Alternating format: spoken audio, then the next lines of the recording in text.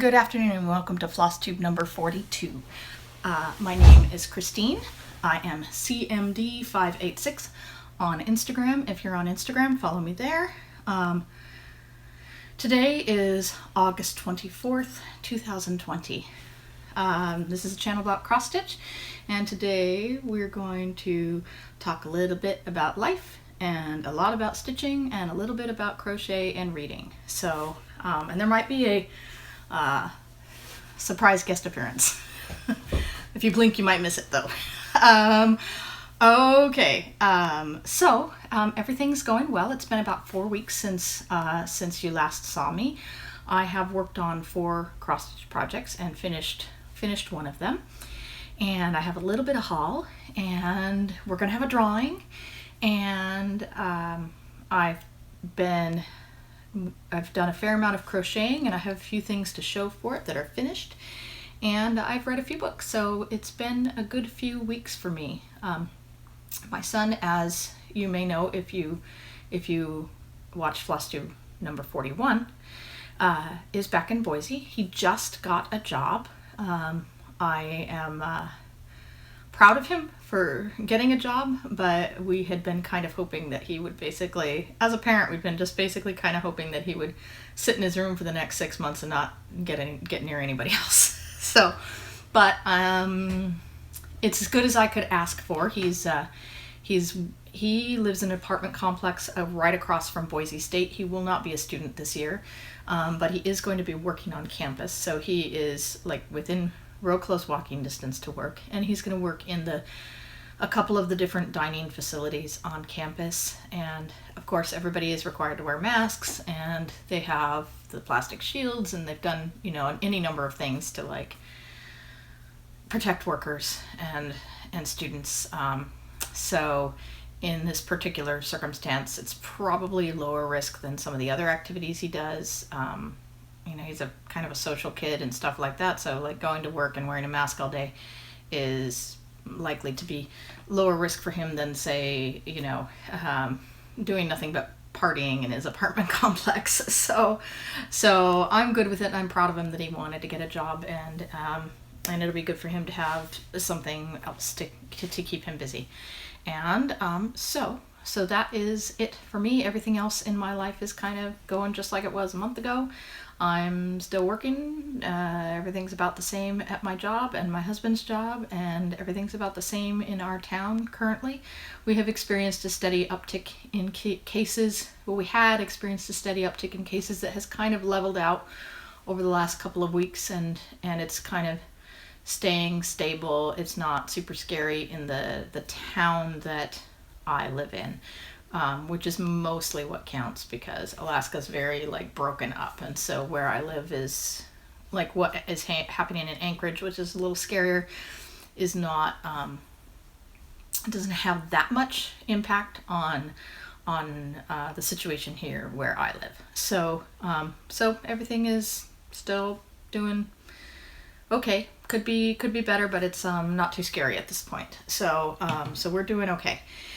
All right, so I have been trying to get back into watching more FlossTube.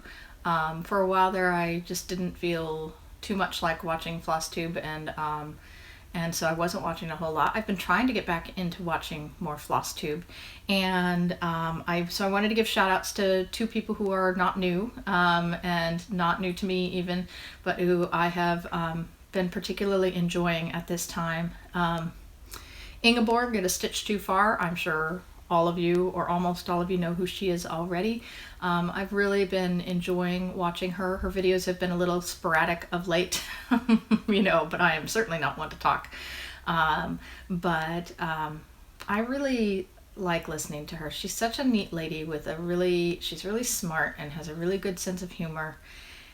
And she's very interested in what's going on in the United States, and she's really paying attention to what's happening in our country, like socially and politically and stuff like that. And it is both scary and also reassuring that people in totally other parts of the world are really paying attention to what's happening in the United States, and that there are people all over the place that recognize that there's some scary stuff occurring right now. And anyway, I really have been enjoying watching her and listening to her perspective on things. And she's also a big reader, and she's just a neat lady.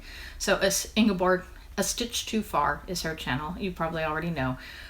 If I can be bothered, I will put a link in the down box, but as most of you may already know, I'm pretty bad when it comes to putting those links in. Sometimes I do it and sometimes I just don't. So maybe I will, maybe I won't. And the other person that has really given me some joy and comfort right now is Lisa of Lisa's Stitching and Stuff. I've shouted her out before.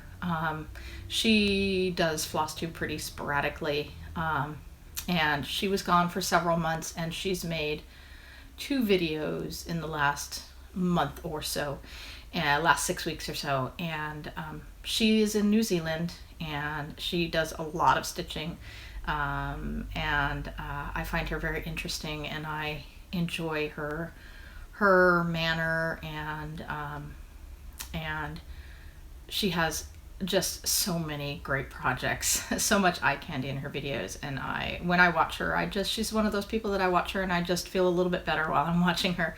And so go visit Lisa's Stitching and Stuff if you aren't already, or if you thought she was gone, because she did go away for several months. So that is it for shout outs today.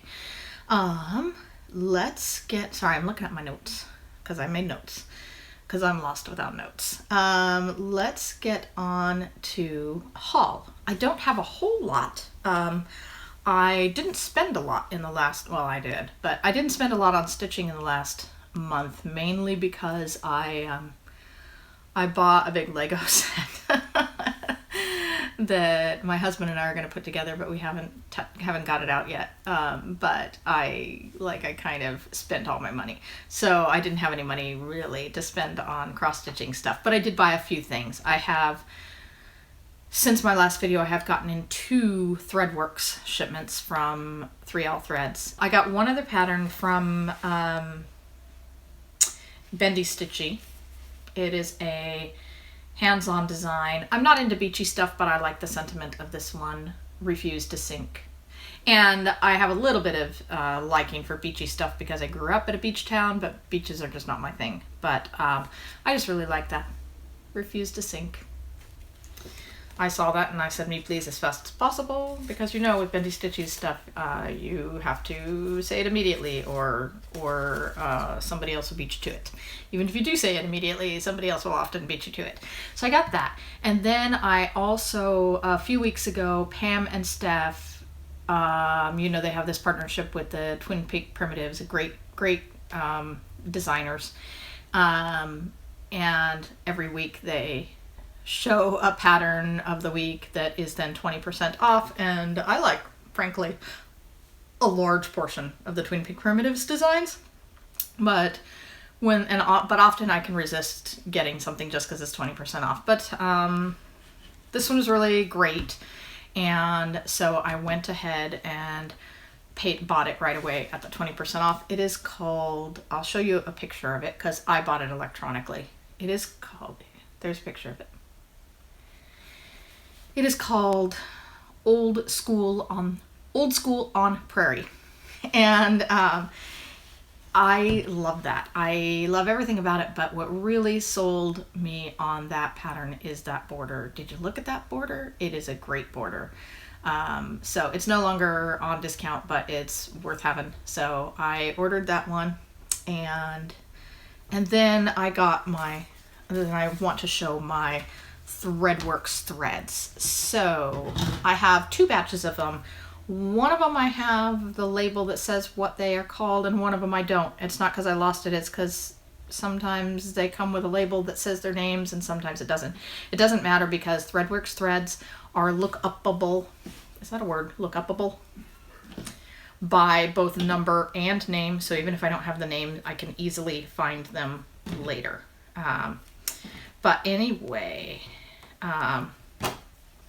so this is the previous batch, and I will show them one at a time and give you the numbers. This one is 11390. I'm going to see, try this, let's see this. 11390.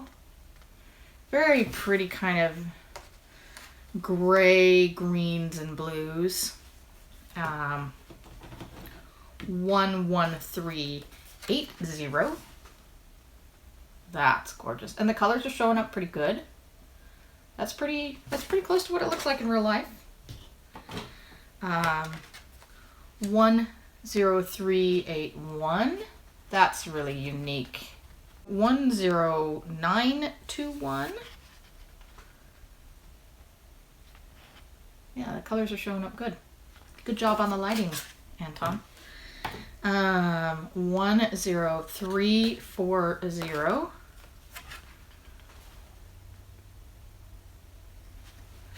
And I just love the Threadworks threads. I get the 10-yard, 20-yard skeins. I get the big bundle. I think they're 20-yard skeins. So I get the bigger ones because why not? They're a good price, a really good price when you get the bigger ones. This one is 10601, kind of grays and greens, not very variegated. And I love the mix with Threadworks of like super variegated and subtly variegated. They just have a really good eclectic collection. 10771, really like that.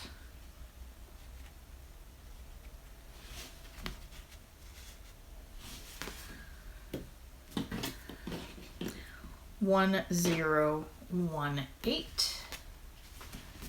Sorry, trying to find the right place to show this from. The lighting is pretty good though. Very subtle, like light blue, almost white. Really pretty. 1039.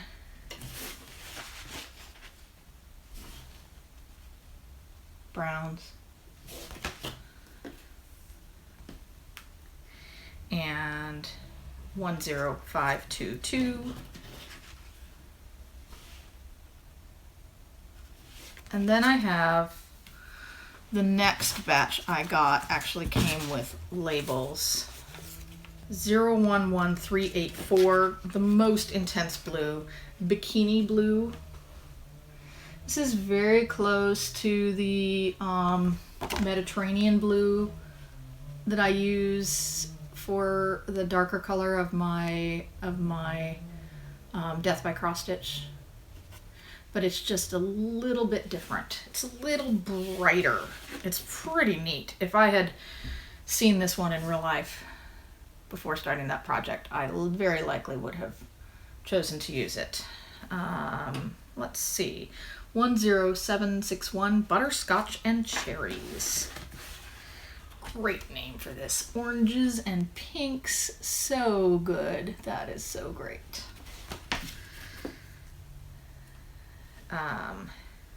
1089, Bleeding Hearts. Maybe named after the flower, I'm not sure. A little darker than the real life Bleeding Hearts. At least the ones that we had.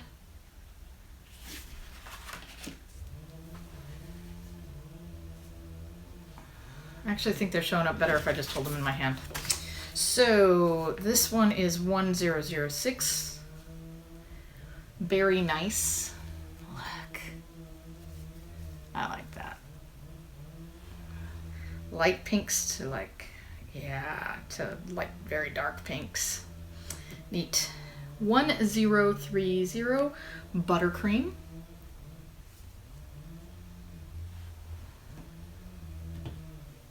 1084, Black Forest. Mostly green, but some browns. Yeah, this is very nice. 10160, Blueberry Ice. That's a good color. That would be good for like light ocean That would be good for some water in many a project. 1013 Blue Lagoon. Really? 1013 Blue Lagoon? It says Blue Lagoon.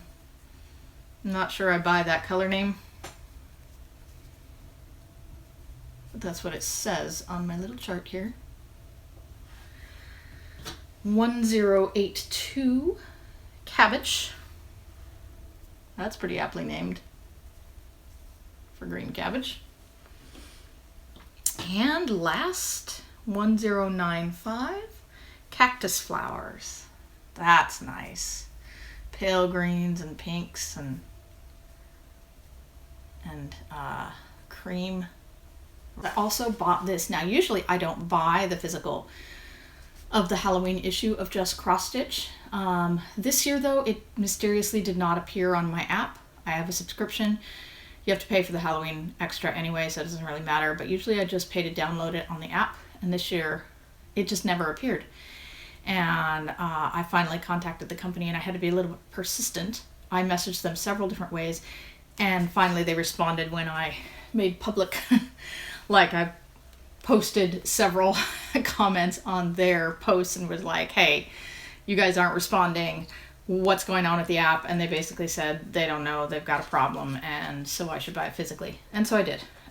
So since I have it physically, I will go ahead and do a flip through. I have to say, I have been not super pleased, although, I mean, even if there's just one or two patterns, it's usually worth buying. But I've not been super pleased with the Just Cross Stitch Halloween the last few years.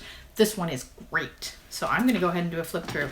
This one, so Black Cats.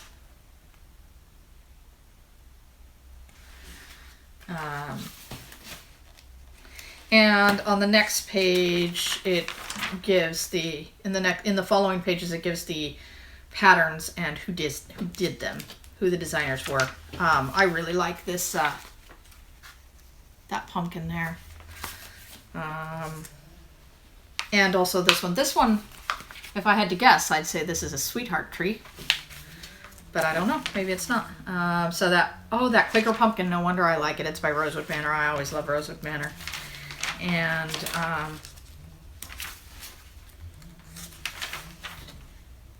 no, it's by Loohoo Stitches. It really looks like a sweetheart tree, but I really like that. Next is their cover picture.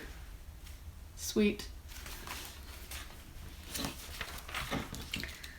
That one is by Elizabeth Spurlock. Next, Stitchy Fish Designs, Lee Fisher. Just a simple Happy Halloween sign. I would do something like that. In fact, I have a perfect piece of fabric for it. Practical Magic quote by Natalia Luneva. Always throw spilt salt over your left shoulder. Keep rosemary by your garden gate. Plant lavender for luck and fall in love whenever you can. Sally Owens. I probably wouldn't stitch it. I like it because it's literary. I probably wouldn't stitch it though, but it's cute. It's literary. I shouldn't say I probably wouldn't stitch something, because then I feel like if you look at something and go, oh, I want to stitch that, I feel like I'm sort of like insulting your taste, but I certainly don't mean it that way, but I'll try not to say that. Creepy Creatures. And I believe this one is Lindy Stitches. Oh, sorry, covering things up.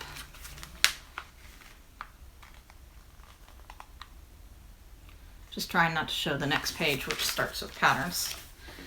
It is Lindy Stitches, of course. Grave Fellows. It looks very distinctly like hers. But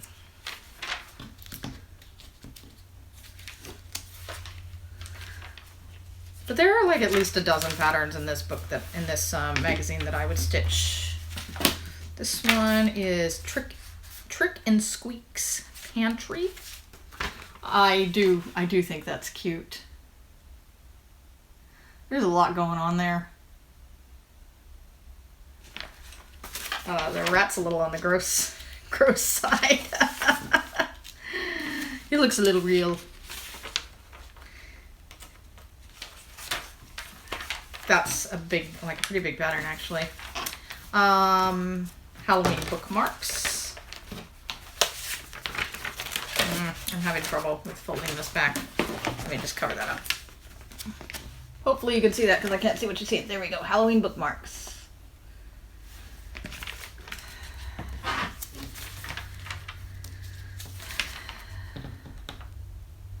Oh, Halloween haul by Blue Ribbon Designs. This is nice. I like that.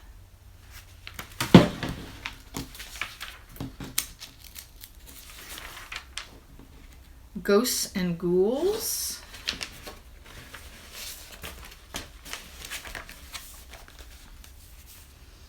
These are cute. Some of these are cute. I like those little monsters down there.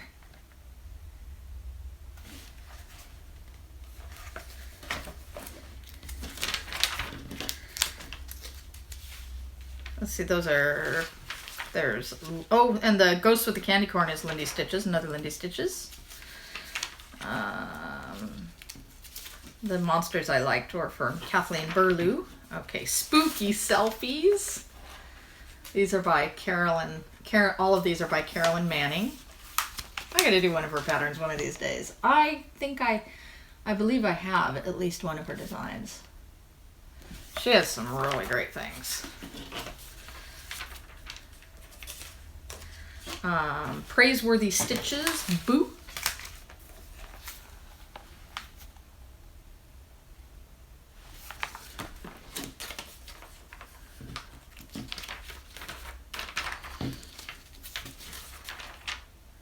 Oh, another one by Stitchy Fish Design. This is a neat one. Jack. Poor John Saunter is lying here, too scared to run when Jack drew near. Okay, do we care that it says too scared T-O and not T-O-O? I think it'd be pretty easy to put in an extra O. I think I would have to. It might be on purpose, but I think I would have to. I don't think I could stand to leave it misspelled. Haunted houses. Some of these are I like all of these. I like every one of these, but particularly I like that. And I also really like the top one. If I had to choose just two to do, I would do those two. But I like all of them. But I have a real thing for haunted houses. I think we know this. There's some great designers in this issue. Downdraft. This is cute. It's very simple, but with some good beads. This is cute. Cauldron with billowing steam, and it looks like about 3 different beads. Neat. Shadows Whisper by Pickle Barrel Designs. There's several Pickle Barrel designs in this one. Shadows of 1,000 years rise again unseen. Voices whisper in the wind. Tonight is Halloween. I like that one.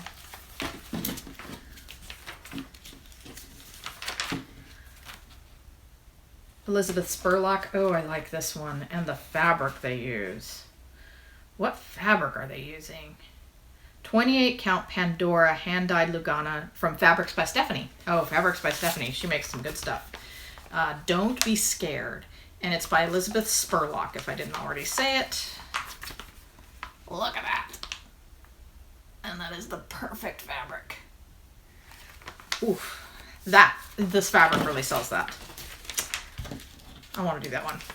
Don't know if I'll ever get around to it, but I do want to do that at the moment.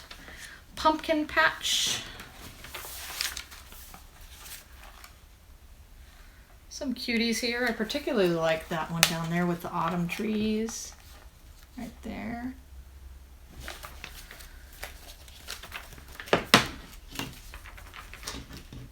That's by Twisted Willow.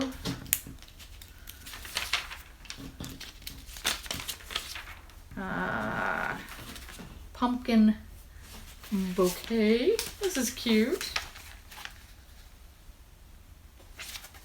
Happy little jack-o'-lantern. It's by Jennifer Rodriguez of Always Time to Stitch. Oh, this is cute. Pretty sure I know who this is. Yep. This very distinctive style. Trick or Treat. I bet you know who that is. In case you don't, it's Doreen Jones. That's very cute. Halloween Candy Kids by Saving Graces. Saving Graces Fine Needle Arts. Oh, okay. These were at the beginning. This is the page I skipped because I wasn't sure what it was about. Little Spookies Treat Tins. Little perforated paper signs that you could add to little tins. What exactly are they using? Well, it tells you the paper, but it doesn't tell you what they fit it onto. So it's hard to say exactly. It'd be nice if they said exactly what they fit them onto, so you could.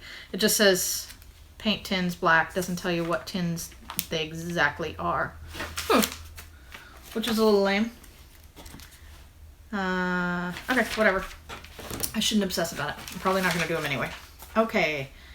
Witchy Stitches.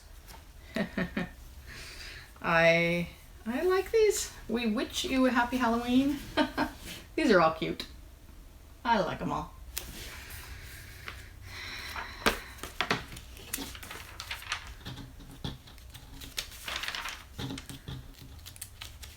Especially that hat. Okay, which bookmark? Okay, this one I can't really. Which bookmark? I'm trying not to show the. That looks like, yeah, the finishing on that is just white 8-egg and felt. You could easily do that on perforated paper too.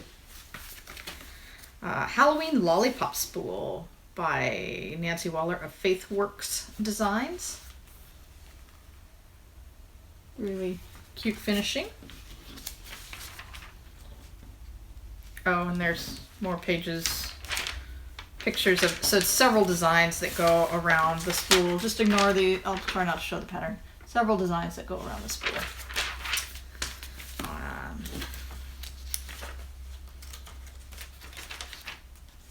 Pick Your Poison by Autumn Lane Stitchery. Man, I gotta do an Autumn Lane Stitchery pattern one of these days. They have so many great ones. That's a good one. That's good fabric too.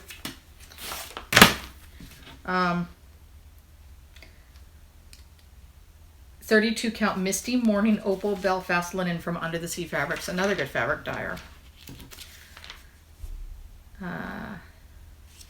Bat's Hand Towel.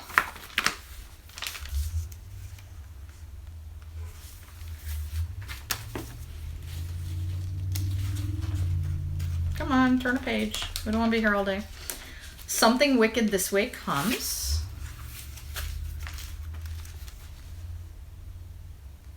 And that is by Kathleen Burlew.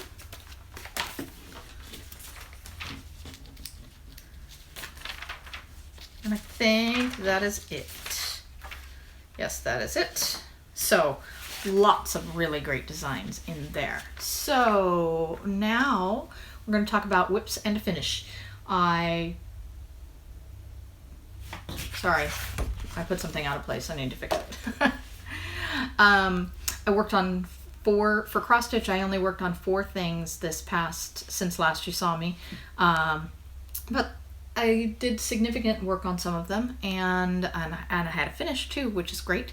To be fair, I spent a fair amount of time this month also reading and crocheting, which makes me happy too. I believe the first thing I worked on when after we last spoke was my Donna Stitch Alice, and here's a picture of what it'll look like finished, followed by a picture of where it was when last you saw it,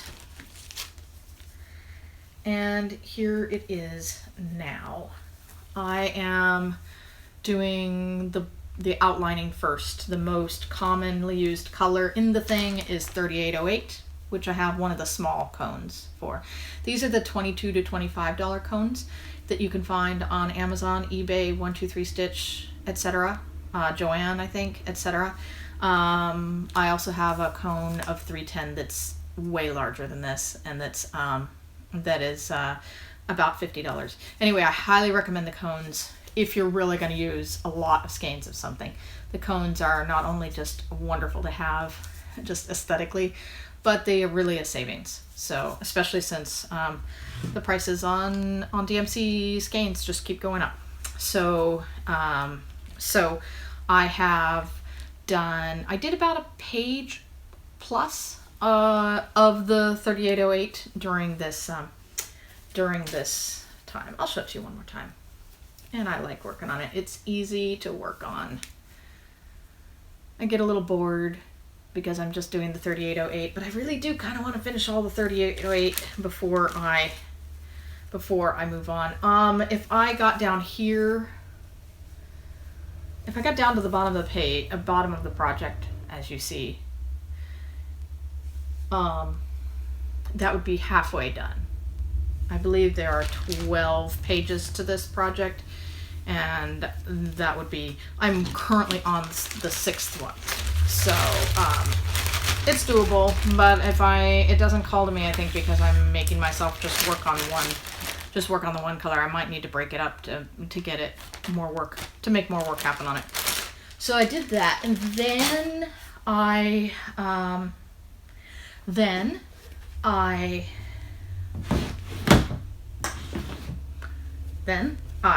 decided that I should finish something, and so I did.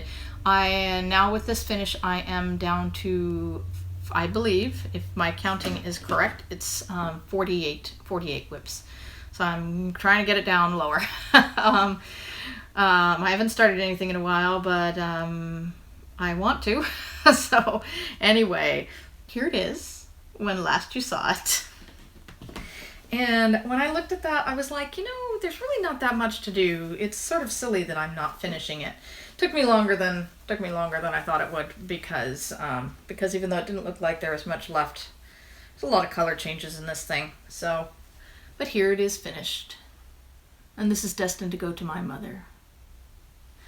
And I will probably do a giveaway on this pattern. I'll have to take a look at it, because the pattern's, I think it's still in good condition. It came to me not brand new, and it's an older pattern, and it's one of those where if you fold it, in the creases you kind of lose some of the details over time. And so if it's I'll put it in a future giveaway if it's in good enough shape to give away. I think it is. But anyway, so there's my finish on that one. And then I got out my reelless octopus, which I will show you where it was when last you saw it, because, I'm doing this out of order. I tried to do it in order, but I just remember this was longer ago than I thought it was. During the last, sorry, I'm missing things. I'm a mess, sorry. During the last 24 hours of cross stitch, I decided to work on my reelless octopus, and here it is when last you saw it. And here it is now. I only managed to put in about 8 hours of stitching during that last 24 hours of cross stitch, but I got a lot done. I just really filled in this area. There's still some empty space in there, but I did a lot in that area. So we got a lot done in that 8 hours, which is actually about the least I've put in when I've done a 24 hours of cross stitch. When I've done one of those marathons. Usually I manage 11 or 12 hours, I think, but this time I could only get in 8. But I made respectable progress during that time. And then finally, what I got out last And I know I did that out of order because I know I got this out right after I finished Grandmother's House. And it's what I was working on up until yesterday. This is Mirabilia's MD5 Sleeping Beauty. I think that this is a unicorn for a lot of people. It's not easy to find. If it's still in good shape, when and if I ever finish it, I will probably give that pattern away because it was given to me. But it may not be in good shape at all by the time I finish it. Because again, these older patterns, they're foldable and they just don't hold up to a lot of folding. I try to minimize that while I'm working on them. I don't do working copies. I like to work from the original pattern. So if at all avoidable, I don't do working copies. I'm not going to show you a picture of this one when last you saw it because I don't think you'll be super impressed. I did a good amount of work. I put in more than 500 stitches on it this weekend, but over the week I put in a good amount of stitches. Mostly I didn't count though. But it's all in the confetti. I'm trying really hard when I work on this to work on the confetti, so because I know that's the most difficult. And I'm afraid if I leave it to last, I literally will never work on it because I get the pretty lady done and then I'll be like, I don't want to do that confetti. So I'm trying when I work on it, trying to make myself work on the plant life. And yeah, this is very pretty. And this is on fabric that I dyed myself. I was very pleased with it. Just a plain blue, almost no modeling. 32 count. It's got to be a Lugana or even weave of some sort because it's way even. So, but I was very happy with the results of that dyeing. Okay, so now we're gonna do the drawing. So, what do we got? The first drawing is going to be By the Bay, New England Whaling Waters. And there it is.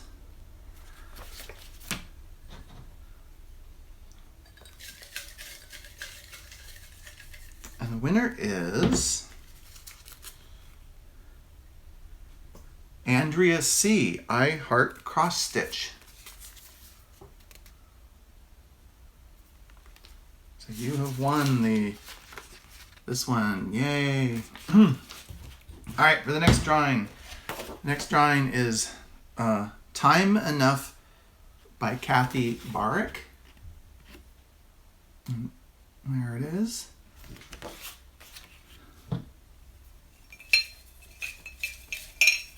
All right, so what do we got here? Kansas City Girl in a Colorado World.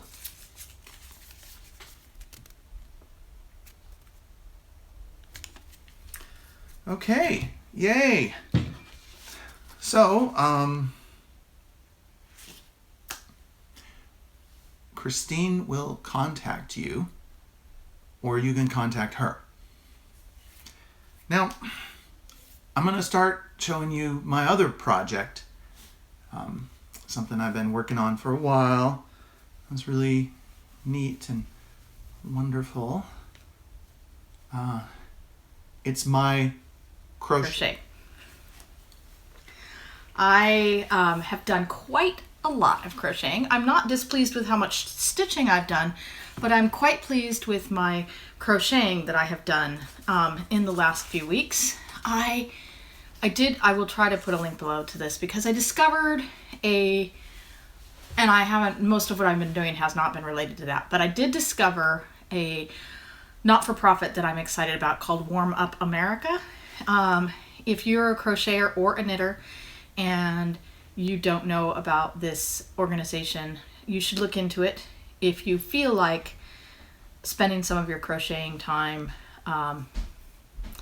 doing so for charity, either in your community or other communities, is a great organization.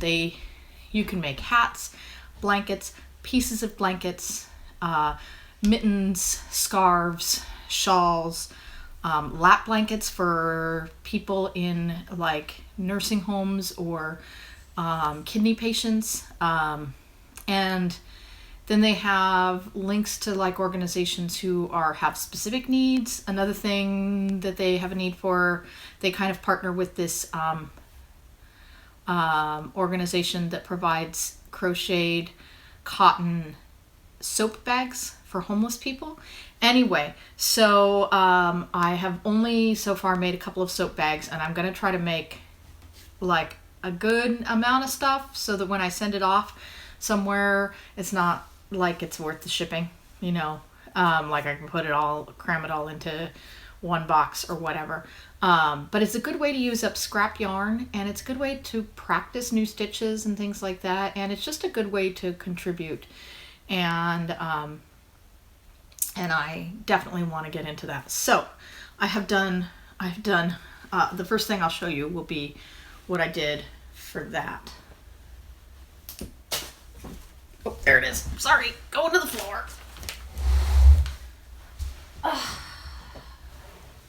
So I made, the only thing I've made so far for that is I made a couple of soap bags from cotton yarn. If you're going to make soap bags, they have to be cotton or cotton blend. This is made out of the end of a cone I had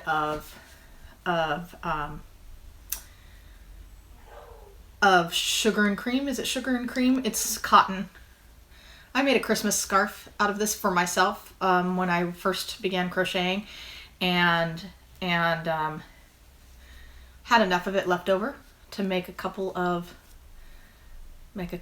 soap bags. I used a pattern that they provided, and you don't have to use that pattern. You can use any number of patterns, but they do want them to be about 4x6, and they do need to be cotton. So very simple pattern, works up in a very short period of time, and I'm just gonna set it aside, and when I have enough other things, I will send off a box of stuff that'll hopefully go to help some people. So I did that, and I also made a couple of hats. I've made a hat in the past, and it fits and I wear it, but I don't love it. And I showed it in a video several videos ago, but I've been wanting to make a hat that I actually like. And so I found another hat pattern, and I forget what pattern this is. I bought it though. I'll try to link it below, or you can ask me. If I don't link it below and you want to know the pattern for this hat, ask me. I bought the pattern. You can watch a tutorial that's free to do this pattern, but if you buy the pattern, you get the breakdowns of all of the different sizes from newborn on up to like large men. And so I went ahead and bought the pattern. Also, just as a matter of principle, like I really like to support artists, and a lot of times if you can get the pattern for free, but there's also, hey, you could buy this and you get a convenient PDF and it doesn't have ads on it and stuff like that, and it's between, I mean, I bought one recently that was $2. To me, that's worth it. I feel like if we can, we should support artists, and so I buy the patterns quite frequently, even though there's plenty free available online. So I will try to remember to link this pattern below. But if I don't, and you want to know what it is, just ask me, because I can absolutely tell you. And so I made one for me and one for my husband, and it's just, this one's a very simple, just ribbed, and this is the first one I made of the pattern, and my husband's turned out better because I had more practice. I made this from some sort of clearance yarn, like a premium soft acrylic, a 4-weight, and it's just a pretty simple ribbed, I believe it's double crochet throughout, ribbed, and you just make a rectangle and then sew it together and then lace the top together and pull it tight. They also provide pom-pom instructions, but I'm just not into pom-poms, so not into fringe, not into pom-poms. So I just liked it plain, and my husband definitely wanted his plain. And then I made this one for my husband in the larger size, just took a little bit of extra time because the sizing up is just very, and it fits him better than it fits me. It's a little bigger. For him, the sizing up, and it's just a plain black yarn. The sizing up is just like a couple of extra rows that are a couple extra stitches long. And so very, very simple. And really happy about those. And my husband really loves his, and he will wear it in the wintertime. So couldn't be happier with that. Another small thing I made is, and I do know where I got this pattern. This is free. Fiber Spider on YouTube has great videos, and he's a sweet guy. And this is a free pattern from him. And these are fingerless gloves. And they're very simple. I used just a small amount of yarn that I didn't know what else to do with. And all it is I believe it's just double crochets worked in the back loops only. So you just make it row by row. You make basically a rectangle, and you can size it to just make it, mine are like 30 stitches long. It's worsted weight yarn. You could use a different weight. Just make the starting chain the length you want it to fit on your hand, and then you keep going row by row and end on a certain row, and then make sure, kind of wrap the rectangle around your arm, make sure that it's about the right size for you, not too tight, not too loose, and then whip stitch it together at the top. And you whip stitch 5, 6, 8 stitches or whatever, and stick it on your hand and go, oh, okay, that's a good spot for it to stop. And then you start again at the bottom, and you whip stitch up to, about there, leaving about, I think I left about 8 stitches for my thumb to come out of. Anyway, his video is great. It's a completely free pattern. I don't even know if it's a pattern. I just used his tutorial, and he explains, it very well, how to size it for yourself and how to alter it and stuff like that. And these are great. They keep my hands warm. I'm cold all the time. So these are really very nice. So I did that. And then the big thing that I'm excited about is, there's a craze right now, if you're into crocheting, there's a craze right now for pocket shawls. And I've been wanting to do one, and finally gave in, and I bought the pattern. There's plenty of free ones, and this is a $6 pattern, and I went ahead and bought it. And mine is in worsted weight. I happen to use Lion Brand Pound of Love for it. About 1,000 yards. I didn't do the fringe because, again, fringe, not really my thing. I have done fringe. I probably do fringe again, but mostly I'm not into fringe. So it is worked lengthwise, just a big rectangle, and then you make the pockets and sew them on. And it starts off with 12 rows of half double crochet worked in the back loop to create this ribbon effect, and then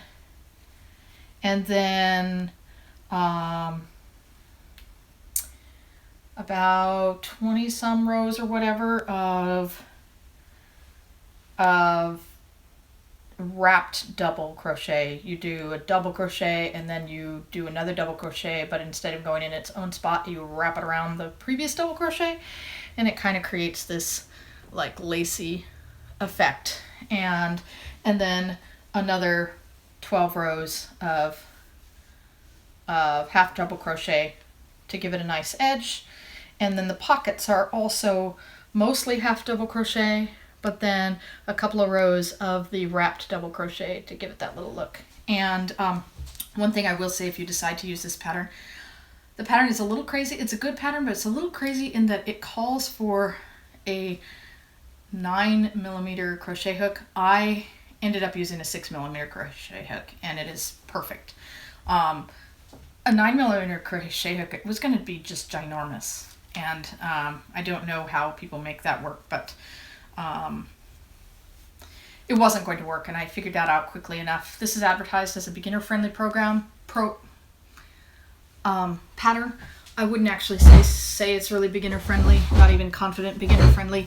If I had not had some experience, I've been stitch crocheting for a little over a year. If I hadn't had some decent experience, I would not have realized that I could simply choose not to follow the hook recommendation and do my own thing, and that I would be happy with that. Anyway, if you decide to do it this way yourself, maybe the 9mm hook will work for you. But if it doesn't, don't be afraid to just size it down until it does work for you. And I just ended up using a 6mm, which is sort of the standard, one of the standard sizes for this type of yarn. And I couldn't be happier. It is super warm and cozy. I work in a library. It looks like it belongs in a library. So I'm very happy with it. All right, so that is it for crocheting. Now I'm going to talk about books. Last time I talked real seriously about books. This is going to be a mix, a less serious discussion of books, but still somewhat, not totally frivolous. So I did want to share a handful of books I read with you. I gotta take a sip of coffee. My throat is getting a little tickle in it. It's not COVID. It's just talking too much.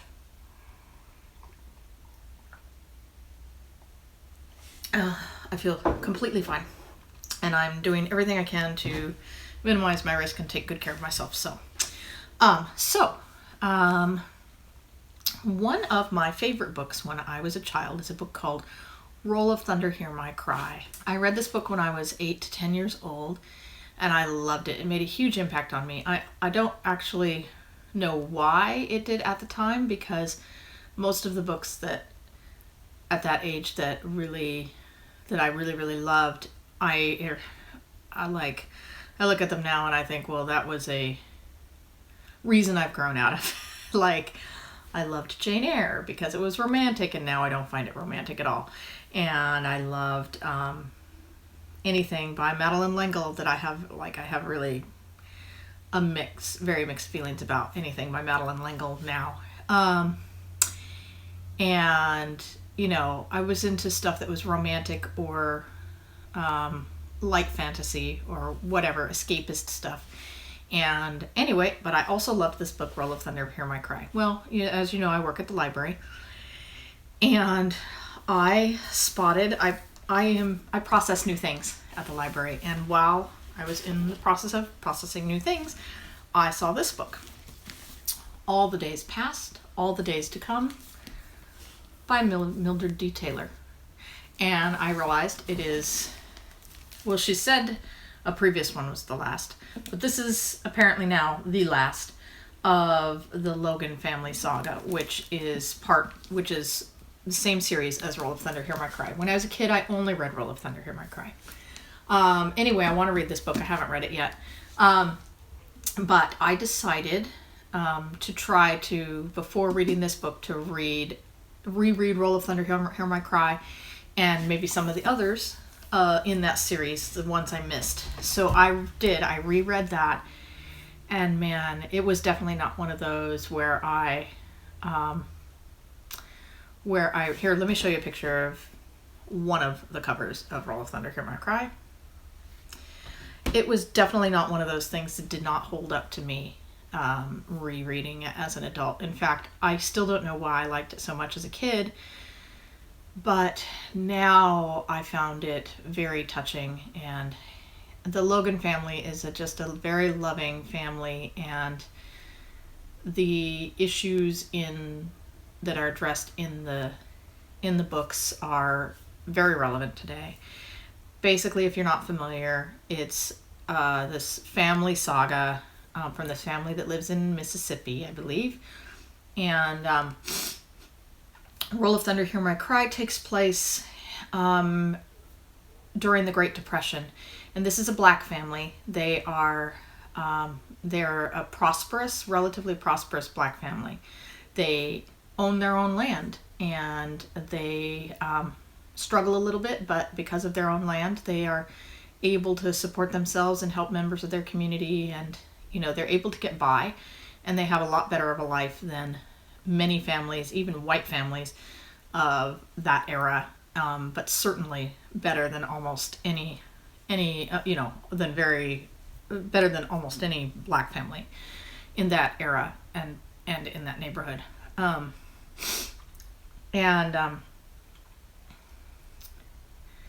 It's a children's story. It's about a little girl named Cassie who is about, I think, 11 or so during the time of Roll of Thunder, and she's going to school. Her mother teaches at the school, and her father is seasonally, in order for their family to survive, because the price of cotton has plummeted, they can't get by just on their farm, on their own land, on their plantation. They have to, the mother works as a teacher and the father works seasonally, doing other things like working on the railroads. And so he's gone during a large chunk of time in the book, and this book takes place at the start of another school year, and Cassie and her brothers are all going to school in this school, and it's a school that's segregated. It's just black children. And at the start of the school year, they get these books, and these books are basically the books that they don't get books at all. So they're very excited at first that they get these books. And then Cassie realizes that the books are basically discards from the white school, and they are in very, very poor condition. And that they're not being really given a gift, they're being given trash. And that's sort of the start of her realization during this book, a very painful realization. As a parent, it would hurt me to think about this. It does hurt me to think about this, but it would be extremely painful, I think, to think that you're raising your child in a loving environment, but at some point they have to learn that they're perceived as less than by everybody else in the world that they interact with. And during this book, Cassie comes to the realization that although she is well loved and well taken care of at home and amongst friends and family, that the rest of the world doesn't think of her as quite as human as they are because of the color of her skin.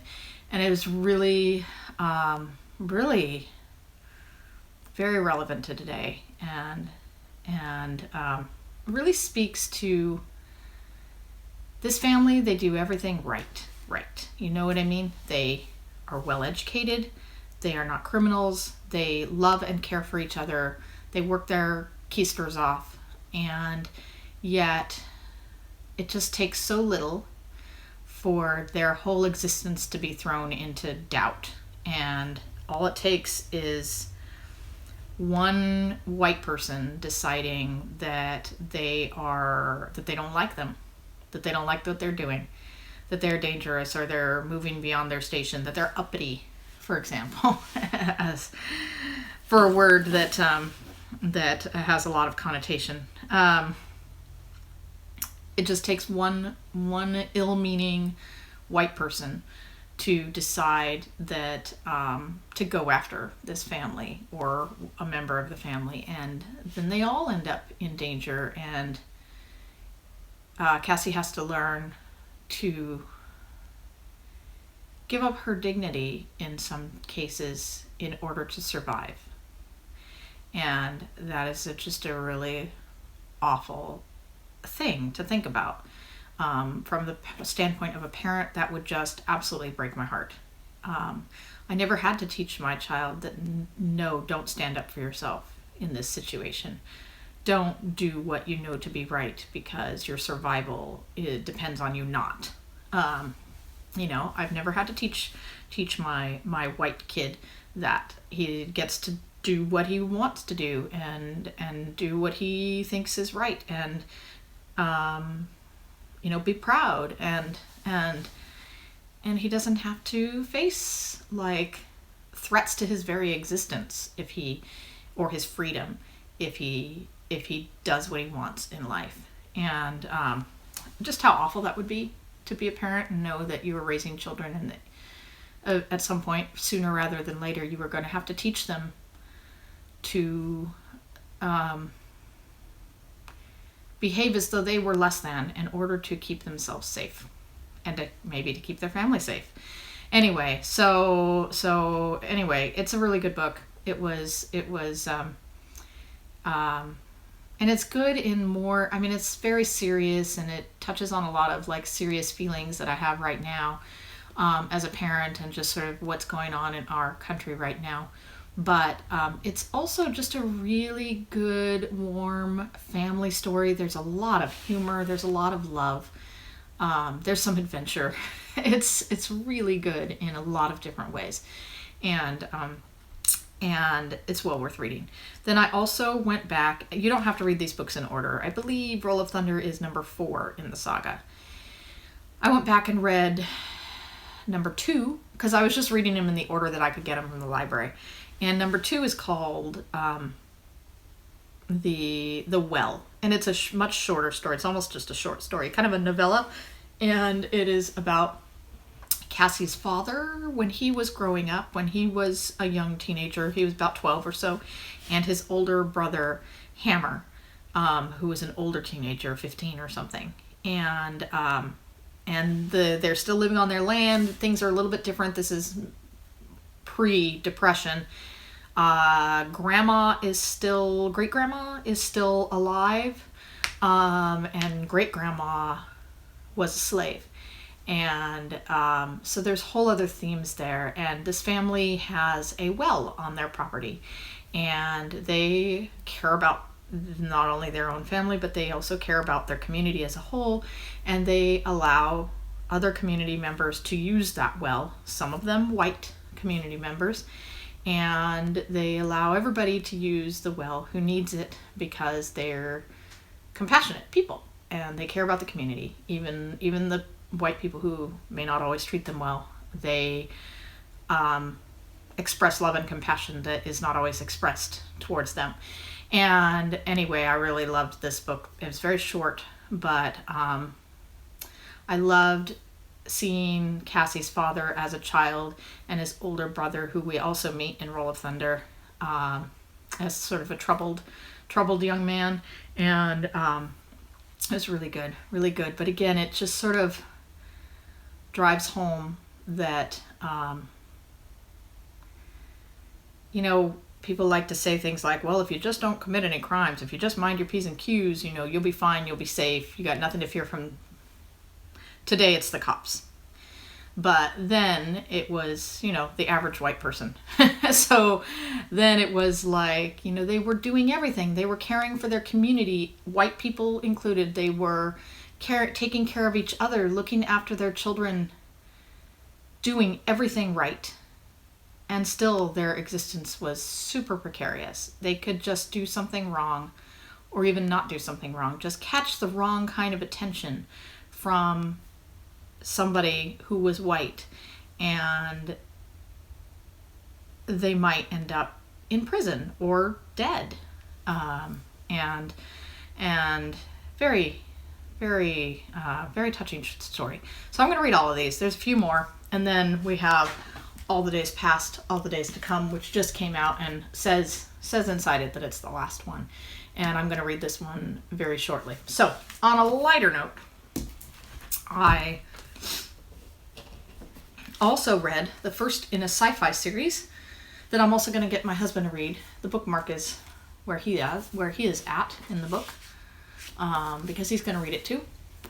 Hopefully he'll like it as much as I did. It's called The Calculating Stars, and it's number 1 in the Lady Astronaut series. And it takes place, it's kind of an alternate history in a way. It takes place in the 50s and 60s, and so far there are 3 books in the series. And it starts in 1952 when a meteor hits the Earth and throws things into chaos. And at this time, the Korean War was happening. The Korean War came to an end.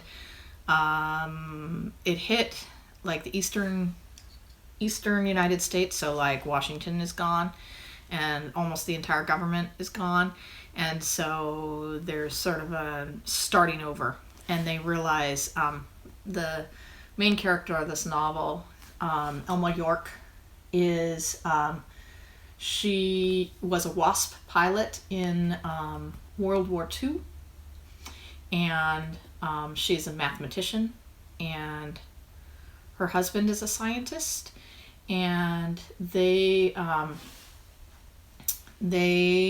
get involved in the new, like, because of the meteor, the planet is going to warm up really fast and become uninhabitable, and so there's a real drive to like colonize, get off the planet and establish colonies elsewhere. And she and several other women end up helping with this effort and becoming lady astronauts. And it is, my husband has just started it, and he's like, man, it really gets into the action fast, and it does. It is a really good mix of like action and other stuff. There's social issues in here. There's stuff about mental health. There is women's rights stuff, racial disparity, all sorts of things, because it's in the 50s in the United States.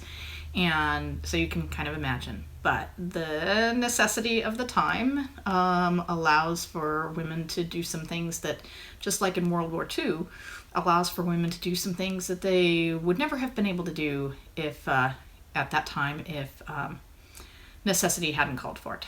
So anyway, it's really good, and I'm gonna be reading the next one really soon.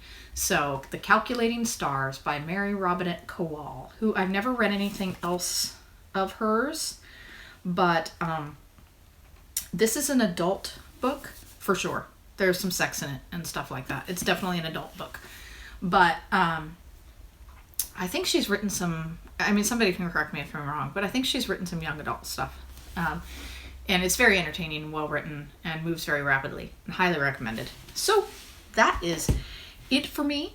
I hope you enjoyed this video.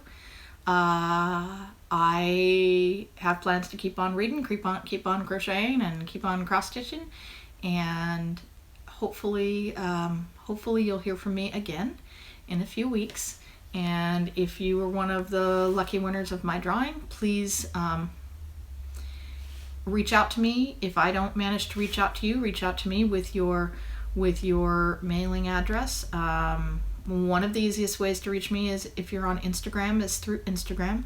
If you're not on Instagram, I will comment on your comment on the last video with my email address, and you can send your mailing address there. Anyway, I love you all, and I will talk to you later. Bye-bye.